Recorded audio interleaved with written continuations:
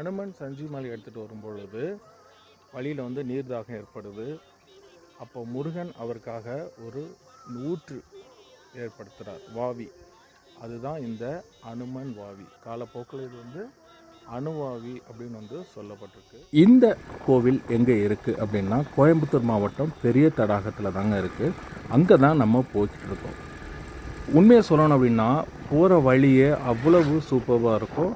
அங்கே தெரியுது பார்த்தீங்களா, அதுதான் அந்த அனுமன் வாவி சுப்பிரமணியர் கோயில். எவ்வளோ பெரிய வண்டி வேணாலும் நம்ம எடுத்துகிட்டு போக முடியும். ஏன்னா இந்த மாதிரி பெரிய பார்க்கிங் ஏரியா இருக்குது. நம்ம கோயிலுக்குள்ளே என்ட்ரு பண்ணலாம். இந்த கோவிலில் வெஹிக்கிள் மேலே போக முடியாதுங்க. சுற்றிலும் ஃபாரஸ்ட்டு, நடுவில் படிகள், அதாவது 300 படிகள் கடந்து தான் இந்த சுப்பிரமணியரை நம்ம தரிசிக்க முடியும்.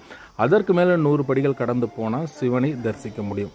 ஸோ அதுக்கு மேலேயும் சிவன் கோயில் ஒன்று இருக்குது. இந்த வீக்கெண்ட் அப்படிங்கிறதுனால ஓரளவு கூட்டம் இருந்ததுங்க. வெயில் பெருசாக தெரியலை. இந்த மே மாதத்துலேயும் எவ்வளவு ஃப்ரெஷ்ஷாக இந்த மலைகள் இருக்குன்னு பாருங்கள்.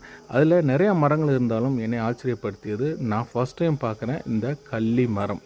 நல்லா 7 அடி 8 அடிக்கு மேலே இந்த கள்ளி வளர்ந்து ஒரு மரமாக இருந்திருக்கு.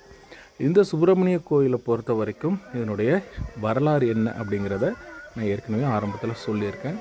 இந்த அனுமன் வாவி கோவிலுக்கு வழக்கமாக முருகன் கோயிலுக்கு போகிற மாதிரி பால் குடம், காவடி எல்லாமே எடுத்துகிட்டு போகிறாங்க. மலையடி வாரத்தில் மிகப்பெரிய ஒரு அனுமர் சிலையும் இருக்குது.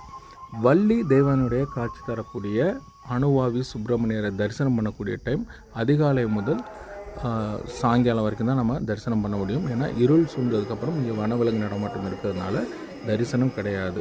அதுதான் டைமிங். ஸோ அதுக்கு தகுந்த மாதிரி நீங்கள் போகலாம். இந்த அனுமார் சிலை சமீபத்தில் கட்டப்பட்டது தான்.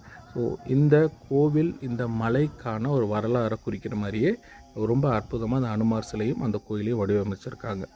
ரொம்பவே அழகான சீனிக் பியூட்டியோடு இருக்கக்கூடிய இந்த அனுவாவி கோவிலை தரிசனம் பண்ண மறக்காதீங்க. Tata, bye by.